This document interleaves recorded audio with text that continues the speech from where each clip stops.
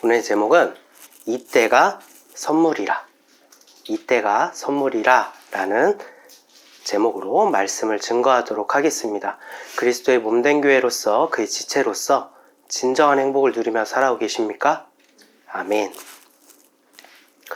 우리는 지난 시간 이 땅의 모든 만물이 존재의 목적이 무엇인지 살펴보았습니다.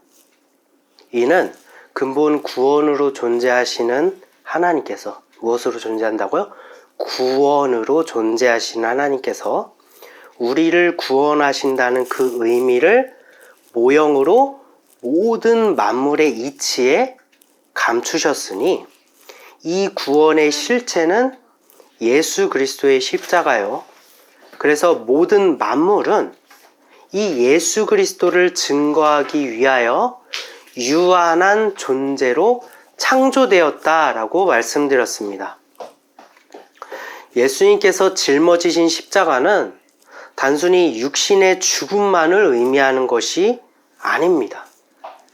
이는 모든 인류에게 임하는 영의 구원이, 육의 구원이 아니라 영의 구원이니 예수님께서 이 땅에 오시고 십자가를 통해 다 이루시는 그날에 육으로는 예수님을 통하여 하나님의 나라가 선포되었고 영으로는 모세와 엘리야를 통하여 지구상에 이미 잠들어 있는 자들에게 복음이 선포되게 하셨음이 요한계시록 11장을 통해 기록되고 있습니다. 이후 모세와 엘리야는 변화산에서 기도하시는 예수님께 나타나 그가 예루살렘에서 별세하실 것을 고하는 것이 누가복음 9장을 통해 기록되었고 예수님께서는 십자가에서 죽으시고 그 영이 떠나셨다라고 기록되어 있죠. 그 무덤에 계신 3일 동안 예수님의 영은 모세와 엘리야를 통해 복음이 선포된 자들, 그를 믿는 자들을 인치셨으니 이 인침에 대하여는 요나서 3장과 호세아서 6장과 그리고 에스겔서의 마른 뼈 환상을 통하여 성경은 증거하고 있습니다. 이 인침의 원리는 선포하고 살리고 일으켜 세우는 것, 이것이 바로 예수님이 이미 잠든 영들을 살리신 인침의 원리인 것입니다. 예수님께서 인치심을 마치시고 하나님께서는 죄의 삭슨 사망이라는 하나님의 법을 이루시기 위하여 그를 믿는 모든 성도의 영을 죽이시고 죄의 모양이 되신 예수님 또한 죽이셨으니 이 이야기가 지금 계시록 19장을 통해 기록되고 있습니다. 그러나 이 심판의 끝은 패망이 아니요 예수님은 의로우시고 계명을 지키시며 순종하셨기 때문에 죽으셨지만 성령은 예수를 소생시키시고 예수님 또한 그 권능을 받아 그를 믿는 자들, 즉 인치신 자들을 살리셨으니 이것이 첫째 부활이요 첫 열매인 것입니다. 죄의 대가를 지불하여 예수님은 사망에 이르셨지만 순종하심으로 소생하신 예수님께서는 그의 육신도 부활하셨으니 이 모든 일을 이루심으로 결국 영으로 구원을 이루시고 육으로는 영을 보지 못하는 자들에게 그 육신이 부활하심으로 구원의 표적을 나타내신 거예요. 지금 말씀드린 이 이야기는 너무나도 중요한 이야기입니다. 여러분께 거듭해서 강조드리는 부분은 성경 전체가 이 이야기를 향하여 예수를 증거하고 있으며 대다수의 예언서들이 이 이야기를 증거하고 있다는 거예요. 예수님의 이루심을 증거하고 있다는 것입니다. 그러나 많은 사람들은 영의 구원을 이루신 예수 그리스도를 상고하지 않고 성경을 육신의 교훈과 합리화를 위해 사용하고 있다는 것은 너무나 참담한 일인 것입니다. 우리는 전도서를 통하여 솔로몬의 두 가지 마음을 계속해서 보게 됩니다. 첫 번째는 자신은 해 아래에서 실패와 한계가 명확하게 드러난 죄인에 불과하다는 괴로움이 계속해서 나옵니다. 그래서 헛되다 이런 얘기를 계속해서 하는 것입니다. 두 번째는 해라는 존재, 즉 예수 그리스도의 이루심이 예비되어 있기 때문에 자신은 육신으로 이루려 했던 그 하나님의 나라를 예수 그리스도는 영으로 이루실 것을 자신은 지혜의 영이신 성령을 통해 알게 되었기 때문에 솔로몬은 지금의 실패와 한계가 오히려 자신이 빛으로 나아가기 위한 위치가 되었음에 즐거워하는 것입니다. 괴로워하고 즐거워하는 것. 그 괴리감이 계속해서 지금 전도서에서 등장하고 있는 거예요. 그래서 이것이 하나님을 경외하는 것이 선한 일이다, 기쁘다 얘기하면서 헛되다, 악하다 계속 얘기하는 것입니다. 오늘은 전도서 3장의 후반부로 왜 육신의 실패와 한계가 솔로몬에게 그리고 우리에게 감사가 될 수 있는지를 한번 살펴보고자 합니다. 진리의 영이신 성령이 오늘 우리에게 깨닫게 하시는 은총이 함께 하시기를 소망합니다. 전도서 3장 12절입니다. 사람들이 사는 동안에 기뻐하며 선을 행하는 것보다 더 나은 것이 없는 줄을 내가 알았고, 솔로몬은 사람이 그 일생을 사는 동안에 선을 행하는 것보다 나은 게 없다고 말합니다. 여러분이 생각하는 선은 무엇입니까? 이웃을 돕는 것, 어려운 자들에게 이제 나눠주는 것, 배고픈 자들에게 빵을 주고 베풀어 주는 것, 우리는 이것을 선한 것이라고 생각하고 있죠. 솔로몬 역시도 진정한 선이 무엇인지를 알아보기 위해서 고민하고 연구했던 자였습니다. 그리고 그가 선이라고 결론 지은 것이 무엇인지 2장을 통해서 증거하고 있다는 것을 우리는 살펴보았죠. 다시 한번 생각해 보겠습니다. 전도서 2장 3절에서 4절입니다. 내가 내 마음으로 깊이 생각하기를 내가 어떻게 해야 내 마음을 지혜로 다스리면서 술로 내 육신을 즐겁게 할까? 또 내가 어떻게 해야 천하의 인생들이 그들의 인생을 살아가는 동안에 어떤 것이 선한 일인지를 알아볼 때까지 내 어리석음을 꼭 붙잡아 둘까 하여 나의 사업을 크게 하였노라. 내가 나를 위하여 집들을 짓고 포도원을 일구며, 지금 나의 사업을 크게 하고 집들을 짓고 포도원을 일군 것은 선을 찾기 위하여 선을 추구하는 솔로몬이 했던 일들입니다. 솔로몬은 선을 추구했던 자신의 모든 시도를 한마디로 정리합니다. 그것이 무엇입니까? 술로 내 육신을 즐겁게 하는 일. 이 말이 무엇이죠? 술은 본질에 누룩을 섞어서 그 본질을 썩어 발효가 되게 하는 것, 즉 본질을 변질시키는 것이 술입니다. 그리고 그 변질된 것을 먹고 정신이 혼미하게 되는 것이 바로 술입니다. 그래서 성경에서 말하는 술의 의미가 그런 의미가 있는 거예요. 즉 무교병이신 예수가 아니라 누룩을 섞인 유교병을 따르는 죄악을 상징하는 것이 바로 술로 육신을 즐겁게 하는 일이라고 의미하고 있는 것입니다. 솔로몬은 선을 추구하며 행했던 모든 일들이 결국 예수가 아니라 누룩을 쫓는 일이었다라는 것을 고백하고 있는 거예요.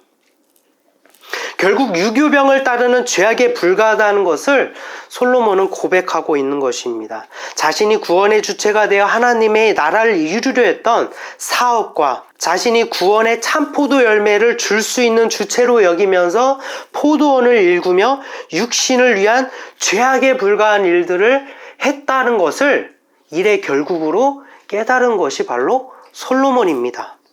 모빌 비즈니스 처치도 사실 이렇게 선을 추구하려는 시도로 시작되었습니다. 제가 가만히 살펴보니 예전에 그런 생각을 한 적이 있어요. 공산주의와 자유민주주의가 각자 장점들도 있고 단점도 명확하게 있지 않습니까? 그런데 가만 생각해 보니 장점만 두루 갖춘 곳이 어디냐면 교회인 것입니다. 교회. 사도행전에서도 누군가 독재하거나 강요하지 않아도 물건을 통용한 일이 있지 않았습니까? 체계가 아니라 자발적으로 그런 유토피아가 만들어지는 것, 교회에서 그런 유토피아가 만들어지는 것을 보고 저는 크게 감명을 받아서 나아가 교회가 세상을 변화시킬 원동력을 갖기 위해선 비즈니스와 선교가 양립하는 구조가 가장 탁월하다고 여겨서 만든 것이 바로 모빌 비즈니스 처치가 된 것이죠. 그러나 하나님께서 제게 말씀을 깨닫게 하시는 은혜를 주신 뒤로 제가 말씀을 증거하면서 저 또한 선을 추구하려고 했던 모든 시도는 결국 유교병을 따르는 일이었음을 저 또한 깨닫게 되었습니다. 우리의 영혼이 구원받는 것보다 더 중요한 것은 이 땅에 없습니다. 좋은 사업, 선한 사업, 그런 것은 결국 육신의 죄악을 가진 사람들이 모여서 할 뿐입니다. 예수님께서 이루신 구원의 십자가에 비하면 우리의 선을 추구하며 세우려는 탑은 결국 바벨탑에 불과하고 저 또한 무익한 먼지에 불과하다는 것을 말씀을 통해 깨닫게 하셨기 때문입니다. 그래서 그 깨달음에 감사하고 이를 계속 되새기고자 그 흔적으로 아직까지 교회의 이름을 유지하고 있는 것입니다. 잠시 여담이었지만 따라서 솔로몬이 3장 12절에서 증거하는 선을 행한다는 것은 우리가 생각하는 그런 육신의 선이 아니요 오직 구원을 이루실 예수 그리스도를 갈망하고 그를 믿는 것, 계명에 순종하는 것, 이것보다 더 나은 것이 없다는 것을 증거하는 것입니다. 결국 무엇을 목적으로 하고 있죠? 예수 그리스도를 목적으로 하고 있다는 것입니다. 3장 13절입니다. 사람마다 먹고 마시는 것과 수고함으로 낙을 누리는 그것이 하나님의 선물인 줄도 또한 알았도다. 우리의 육신이 먹고 마시며 배부름을 느끼는 이 창조의 이치, 그러니까 이 창조하신 분이 어떤 분이시라고 했죠? 구원이 본체이신 분이잖아요. 구원으로 존재하시고 구원을 이루시는 분이 창조하신 것이 지금 우리가 배고프고 배부름을 느끼고 있는 이 창조의 이치예요. 그렇다면 이 창조의 이치에 무엇이 깃들어 있습니까? 예수 그리스도라는 양식의 갈급함을 느끼고 먹고 배부름을 느껴야만 합니다. 육신의 고난과 역경을 극복하는 수고함으로 기쁨의 낙을 누리는 일들이 있다라면, 육신의 일들이 있다라면, 우리는 믿는 자라면 그 창조의 이치에 넘어야 하나님이 감추인 그 진리를 찾기 위해서 무엇을 발견해야 합니까? 예수를 발견해야 되죠. 그럼 예수를 발견하면 이 고난과 역경과 수고로움은 어떤 의미가 있습니까? 바로 예수 그리스도의 힘입어 원수 마귀를 대적하는 이 수고로움으로 승리의 낙을 누리는 것입니다. 성경은 그래서 가나안을 정복하라고 하잖아요. 정복하는 데는 너무나 우리는 메뚜기 같아요 라면서 두렵고 어려운 일들이 있지만 그것을 극복할 때 낙을 누리는 것, 즉 기업의 땅에 들어갈 수 있는 그 낙을 얻게 되는 것, 이것이 지금 우리의 창조의 이치에 감추어져 있다는 거예요. 너희들도 이긴 자가 되어라. 이것이 하나님께서 세상의 이치를 지으신 창조의 본질입니다. 여러분께서 세상을 사는 대로 생각하지 마시고 성경대로 세상을 한번 바라보시면 좋을 것 같다는 말씀을 전해드립니다. 14절에서 15절입니다. 하나님께서 행하시는 모든 것은 영원히 있을 것이라 그 위에 더할 수도 없고 그것에서 덜할 수도 없나니 하나님이 이같이 행하심은 사람들이 그의 앞에서 경외하게 하려 하심인 줄을 내가 알았도다. 이제 있는 것이 옛적에 있었고 장래에 있을 것도 옛적에 있었나니 하나님은 이미 지난 것을 다시 찾으시느니라.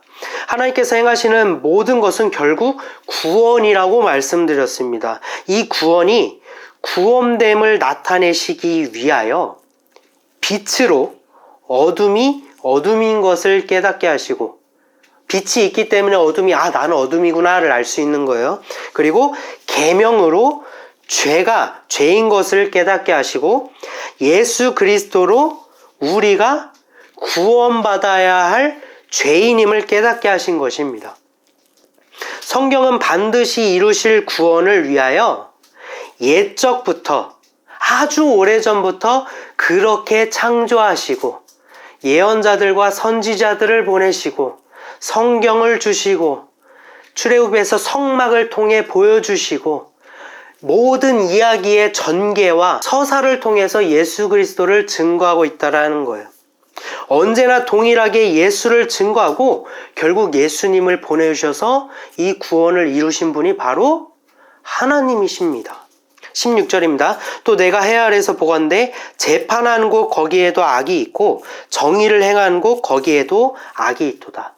이는 성경에서 말하는 이야기가 지금 오늘날 이런 부패한 어떤 법적인 질서, 이런 정의, 이런 것들을 이야기하는 것이 아닙니다.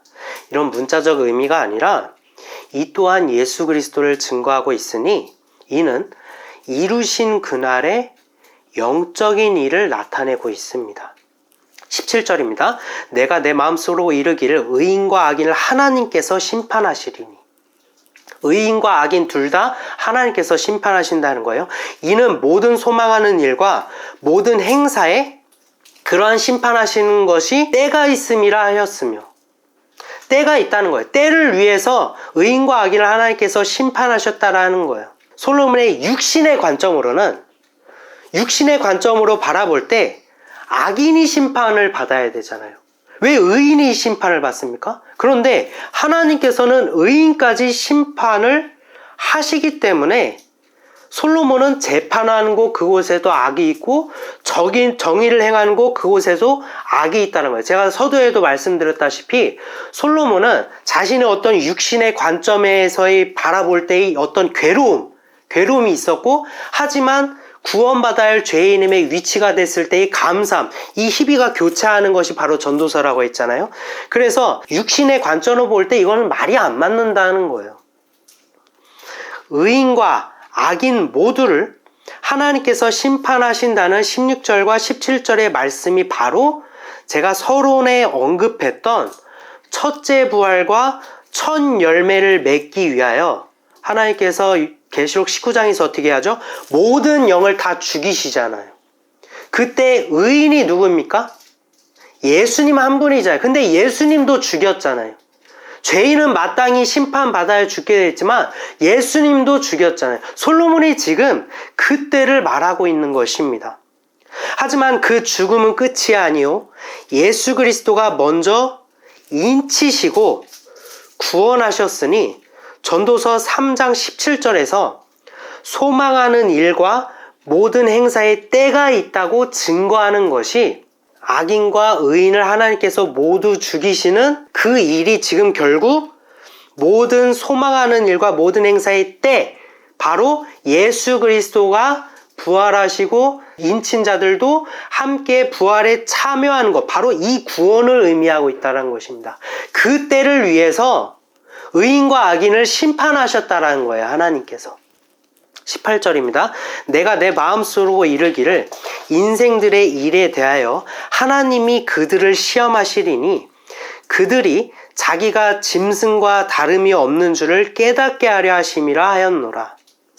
하나님께서 인생들의 일에 대하여 그들을 시험하신다는 것은 이 역시 유일한 구원자이신 예수 그리스도가 십자가의 죽으심과 모든 영을 하나님께서 멸하시는 그때를 의미하고 있는 것입니다. 그것이 바로 하나님 인생들에게 시험을 주셨다는 거예요. 왜 그것이 시험이 되었을까요? 한번 생각해 보시기 바랍니다. 육으로나 영으로나 복음이 지구상의 모든 인류에게 선포되어 우리를 구원하신다고 예언되어지고 언약을 주셨지만 일어난 일들은 어떻습니까? 유일한 구원자가 십자가에서 그 육신이 죽으시고 모든 영의 죽음이 계시록 19장에서 나타내고 있으니 이 상황에서도 어찌 믿음을 굳건하게 지킬 수 있었겠습니까? 하나님께서 시험하신다는 거예요. 하나님께서 굳이 왜 고난과 절망의 상황을 주심으로 인생들을 시험하시고 그들이 짐승과 다를 바 없다는 것을 깨닫게 하시려는 것일까요? 우리가 이해를 돕기 위해서 잠시 이렇게 한번 생각해 보았으면 좋겠습니다. 우리가 학교에서 시험을 본다고 가정해 봅시다. 시험은 그 목적이 무엇이죠?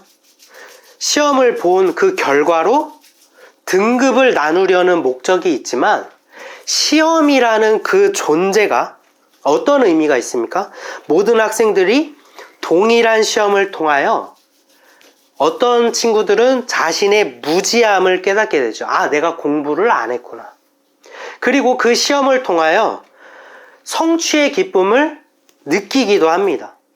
의인이든 죄인이든 인생들이 당하는 결국이 죽음이고 가장 의로우시며 가장 온전하신 예수님조차도 죄 때문에, 우리의 죄 때문에 죽으셨으니 이 시험을 통하여, 이 시험을 바라보며 의인조차도 죽이시는, 우리의 죄 때문에 의인조차도 죽이시는 이 시험의 때를 바라보면서 우리는 어떻게 느끼죠? 그 누가 의롭다고 말할 수 있겠습니까? 아무도 없겠죠. 그 누가 내가 조금 더 낫다라고 말할 수 있겠습니까? 아무도 없겠죠. 하나님께서 인생들을 시험하시는 데에는 그러한 의미가 있다는 거예요. 아, 나는 죄인이구나. 나는 예수가 없으면 아무것도 안 되는 존재이구나. 그것이 바로 하나님이 인생들을 시험하시는 목적이 되신다는 것입니다.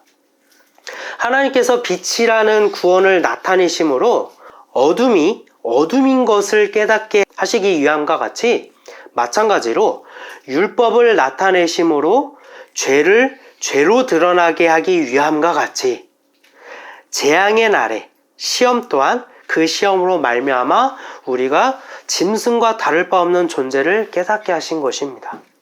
하지만 자신이 죄에 불과하고 아, 나는 짐승과 다를 바 없는 존재이구나 를 깨닫는 상태가 비로소 구원에 이를 수 있는 준비된 위치가 된다는 것을 여러분 알고 계십니까? 그래서 13절에서 수고함, 바로 이 시험을 당하여서 내가 짐승과 다를 바 없구나를 깨닫는 이 번뇌함의 수고함으로 낙을 누린다는 거예요. 이 위치가 되었기 때문에 내가 낙을 누리는 것, 즉 구원에 이를 수 있는 단계가 되었다는 거예요. 그것이 바로 하나님의 선물이라는 것입니다. 여러분이 아, 나는 죄인이야. 아, 나는 결국 이것밖에 안 되는구나. 아, 나는 왜 이렇게 비참할까? 나는 왜 이렇게 초라할까? 나는 왜 이렇게 작을까? 예수가 아니면 나는 정말 아무런 의미가 안 되는구나 라면서 여러분 낙담하고 계십니까? 그때가 바로 하나님의 선물이라는 것입니다. 19절의 말씀입니다.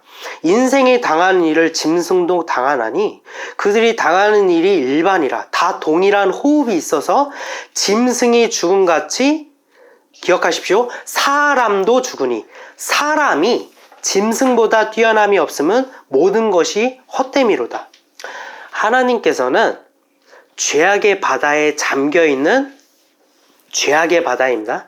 죄악의 바다에 잠겨있는 땅을 수면 위로 끄집어내시고 창세기에서는 이를 무엇이라고 부르죠? 무치라 칭하셨습니다.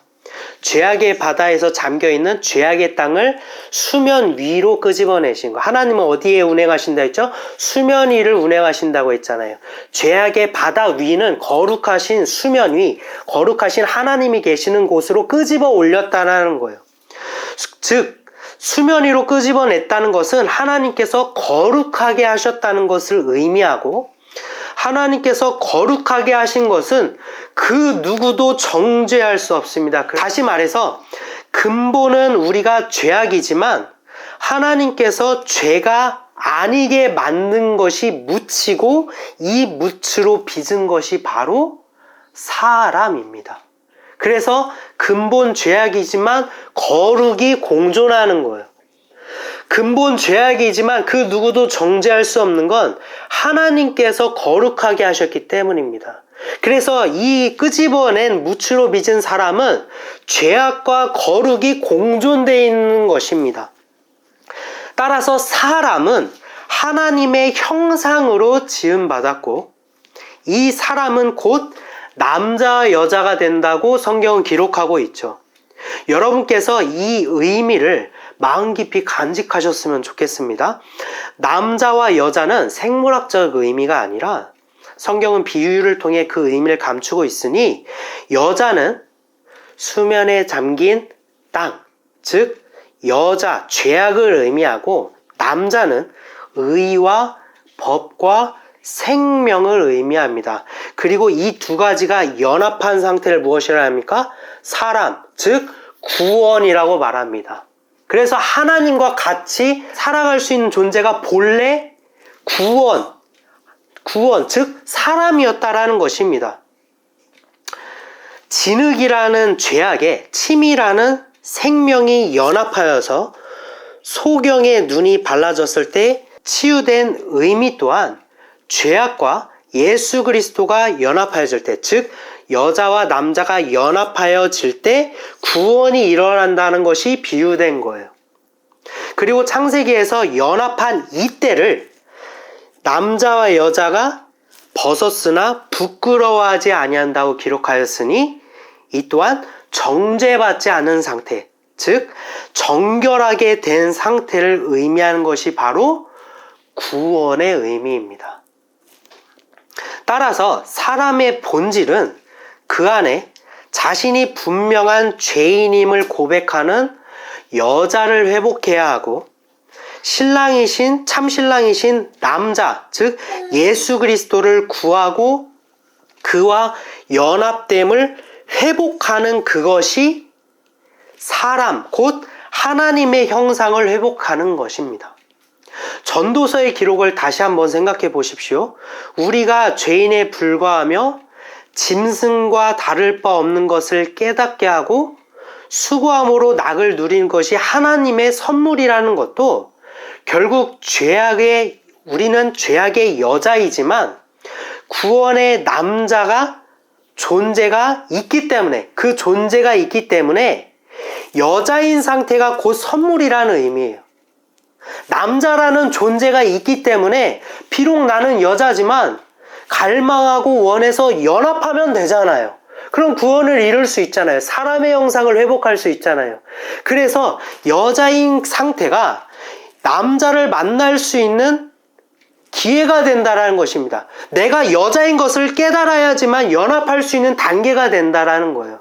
하지만 많은 사람들이 자신이 의롭다고 여기며 나는 아무런 죄인도 아니야, 나는 떳떳해, 나는 정의로워, 나는 선해, 이런 사람들은 여자, 즉 죄인이기를 포기한 상태이기 때문에 남자도 당연히 만날 수 없으니 예수 그리스도와 연합할 수 없다라는 것입니다. 그러나 예수님께서 십자가에 달리시고 인치심을 마친 후에 어떤 일이 벌어졌죠? 모든 영이 죽어버렸잖아요. 그날은 참 신랑이시며 남자이신 예수 그리스도 또한 영이 죽으셨으니 모든 사람은 죄악의 여자로만 존재하여 연합할 수 없는 상태가 된 것입니다. 즉 하나님의 형상을 잃어버린 거예요. 이를 전도서에서 무엇이라고 기록합니까? 그러한 상태, 남자가 없는 상태, 짐승의 죽음이라고 말하는 것입니다. 짐승과 다를 바 없다라고 말하는 거예요. 20절에서 21절입니다. 다 흙으로 말미암았으므로 다 흙으로 돌아가나니 다 한 곳으로 가거니와 인생들의 혼은 위로 올라가고 짐승의 혼은 아래 곧 땅으로 내려가는 줄을 누가 알랴. 분명 재앙의 날, 모든 영이 죽어버린 재앙의 날에 모든 영은 죽어서 모든 자의 죽음은 남자, 참 신랑이신 예수 그리스도를 잃어버렸으니 모든 영은 여자가 되었더라도 짐승의 죽음과 일반이지만 참고 인내하여서 예수 그리스도 참 신랑이신 남자가 다시 부활하심으로 그와 연합한 자들은 짐승의 죽음이 아니요 사람의 형상을 되찾아 구원에 이르게 되는 것이고, 연합하지 못한 영은 그대로 짐승의 죽음을 맞이하게 된다라는 것입니다. 그렇다면 우리가 좀 생각해 볼 수 있죠.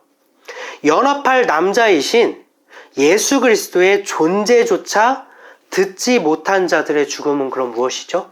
가령 어떤 큰 어떤 재난이 일어날 때 뱃속에 있는 아기는 예수 그리스도의 어떤 복음을 증거를 받지 못했잖아요. 근데 죽으면 이 아이는, 그 영은 구원에 이를 수 있을까요? 없을까요? 혹은 지구촌의 어떤 큰 오지에, 깊은 오지에 복음이 증거되지 않아서 예수 그리스도의 존재조차 모르는 사람들이라면 이들의 죽음은 어떤 죽음이 되는 것일까요? 그들은 천국에 갈까요? 지옥에 갈까요? 전도서 6장 4절에서 5절입니다.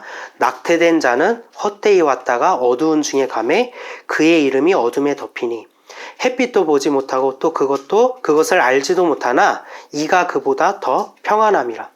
이 말은 예수님 이후에 태어난 자들은, 제가 예수님 이후에 태어난 자들이라고 언급하는 것은 예수님 이전에 죽은 자들은 영으로서 모세와 엘리야를 통해 지구상의 모든 인류에게 복음이 선포되었기 때문입니다. 그러나 예수님 이후에 태어난 자들은 모를 수도 있겠죠. 하지만 모든 영은 이미 죽은 여자 상태이니 그들이 복음을 듣지 못하여 예수의 존재, 즉 남자의 존재 자체를 모른다면 그들은 어떻게 연합할 수 있겠습니까? 존재 자체를 모르는데 어떻게 연합할 수 있겠어요? 바로 그런 자들을 전도서 6장에서는 낙태된 자들이라고 기록하고 있는 것입니다. 이미 죽은 영이기 때문에 곧 예수 그리스도 자체를 모르는 자들이기 때문에 마른 뼈, 에스겔 환상에서 등장하는 마른 뼈 그대로 남아있게 되고 짐승과 다를 바 없이 근본으로 돌아가는 것입니다. 로마서 7장 9절에서 13절입니다. 전에 율법을 깨닫지 못했을 때는 내가 살았더니 계명이 이름에 죄는 살아나고 나는 죽었도다. 생명에 이르게 할 그 계명이 내게 대하여 도리어 사망에 이르게 하는 것이 되었도다. 죄가 기회를 타서 계명으로 말미암아 나를 속이고 그것으로 나를 죽였는지라. 이로 보건대 율법은 거룩하고 계명도 거룩하고 의로우며 선하도다. 그런즉 선한 것이 내게 사망이 되었느냐? 그럴 수 없느니라. 오직 죄가 죄로 드러나기 위하여 선한 그것으로 말미암아 나를 죽게 만들었으니 이는 계명으로 말미암아 죄로 심히 죄되게 하려 함이라. 성경은 어디나 일치하는 이야기를 증거하고 있습니다. 로마서 7장에서 증거하는 바와 같이 계명은 분명 선한 것이지만 계명으로 내가 죽었다는 말을 한번 생각해 보시기 바랍니다. 예수라는 존재를 애초에 알지 못했더라면 우리의 죽음은 짐승과 동일한 죽음으로 어둠으로 돌아갈 뿐이지만 예수라는 존재가 우리에게 찾아오심으로 이제는 구원이 아니면 지옥의 불못으로 결정되어지는 거예요. 바꾸어 얘기하면 어둠으로 돌아갈 짐승의 죽음은 곧 마귀의 권세에 굴복하며 종노릇 해야만 하는 존재가 된다는 의미이며, 고난과 절망 속에서도 인내하고 또 인내하며 구원의 일을, 사람의 형상을 회복하는 것이 더 복된 존재가 됩니다. 가나안의 여자가 귀신 들린 자신의 딸이 고침을 받기 원하여 자신이 개 취급을 당하더라도 개들도 주인의 상에서 떨어지는 부스러기를 먹나이다 라는 그 고백을 생각해 보시기 바랍니다. 믿지 않으면 귀신 들린다는 거예요. 마귀의 포로가 된다는 거예요. 마귀의 소유가 된다라는 거예요. 그러나 그 계명이 나를 사망에 이르게 하지만 그 예수 그리스도로 말미암아 내가 믿어 의에 이를 수 있는, 구원에 이를 수 있는 기회가 주어진다라는 것입니다. 그렇기 때문에 예수 그리스도의 복음은 우리에게 고통이지만 우리에게 은혜가 된다라는 것입니다. 어둠이지만 빛을 소원하는 삶, 죄인이지만 구원받기 원하는 삶, 나는 예수가 미워 그를 죽인 장본인이 되었지만 그가 나를 사랑하셔서 나를 살리셨으면 좋겠다라고 원하는 삶. 전도자가 증거하는 복음은 결국 육신의 한계와 실패, 그리고 그런 죄인을 사랑하셔서 구원하시기까지 모든 이치가 하나님의 뜻이었음을 말해주고 있는 것입니다. 22절입니다. 그러므로 나는 사람이 자기 일에 즐거워하는 것보다 더 나은 것이 없음을 보았나니 이는 그것이 그의 몫이기 때문이라. 그의 뒤에 일어날 일이 무엇인지를 보게 하려고 그를 도로 데리고 올 자가 누구이랴. 여기서 말하는 그의 뒤에 일어날 일이, 이 일은 모든 재앙의 날에 모든 영이 죽는 시험이 임하지만 예수 그리스도를 믿는 믿음으로 인친 자들이 구원받는 일을 말하고 있는 것입니다. 솔로몬은 이처럼 심오하고 깊은 구원의 의미를 하나님은 모든 이치에 감추셨고, 이 창조의 이치에 감추셨고, 사람으로 장래의 일을 알 수 없도록 하셨습니다. 이는 구원은 아는 것으로 얻어지는 게 아니기 때문이에요. 참된 지혜는 바로 지금 하나님과 나의 위치 관계를 깨닫고 예수와 연합을 갈망하는 죄인임을 깨닫는 삶, 여자의 형상을 회복하는 그 순간이 우리에게 가장 선물이 되는 그 순간임을 여러분 기억하시기 바랍니다. 사랑하는 성도 여러분, 성경은 오직 예수 그리스도만을 증거하고 있습니다. 우리는 성경을 통해 예수님의 따뜻한 인상에 감명을 받지만 이루신 구원의 신성에 감명받으시기 바랍니다. 우린 성경에서 교훈을 얻으려 하지 말고 성경을 통해서 구원을 받아야 됩니다. 여러분의 영은 지금 안전한 상태가 아니라 죽어 있는 상태입니다. 여러분의 영이 소생되어지길 원한다면 나 예수님 믿어요 라고 우기는 삶이 아니라 여자가 되어서, 즉 죄인에 불과하다는 깨닫는 위치가 되어서 참 신랑이신 남자, 즉 예수 그리스도를 갈망하여 연합하여야지만 하나님 나라의 자녀로 삼아주신다는 것입니다. 여러분께 이렇게 피를 토하는 심정으로 말씀드리는 이유는 우리가 구원보다 중요한 일은 없기 때문입니다. 우리가 구원에 이를 수 있는 유일한 방법은 물과 성령으로 거듭 나아야만 합니다. 물이신 예수 그리스도로 말미암아, 그리고 십자가에서 모든 것을 이루신 그리스도의 영이신 성령으로 말미암아 내가 육신이 아니라 예수 그리스도로 다시 태어나야 된다는 것입니다. 여러분께서 부디 성령을 구하셨으면 좋겠습니다. 죄인임을 고백하고 성령을 구하신다면 여러분을 고와 같이 내버려 두지 아니하시고 반드시 구원으로 이끌어 가실 분이 바로 그리스도의 영이신 성령을 구하심으로 이 고난의 삶 넉넉히 이긴 자가 되어서 결국 하나님의 나라에 그 백성, 그 기업의 땅을, 그 유업을 차지하시는 성도 여러분이 되시기를 소망합니다. 잠시 기도한 시간 갖도록 하겠습니다.